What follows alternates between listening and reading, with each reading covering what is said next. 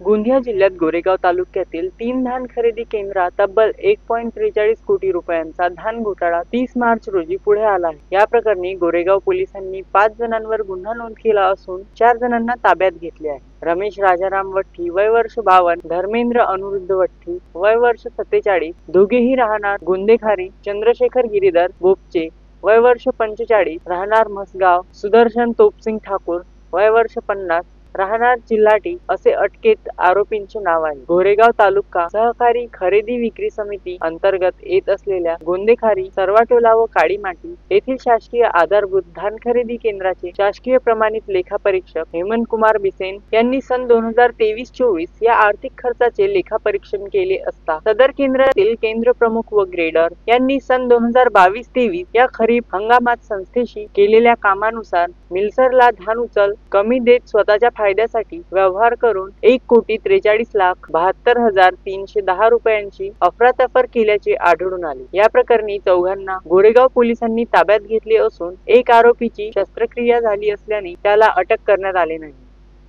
Sunil Kawade, the sting operation news, Gondia. The sting operation news, सत्याचे दुसरे नाव, अन्यायावर लेखणीचा घाव।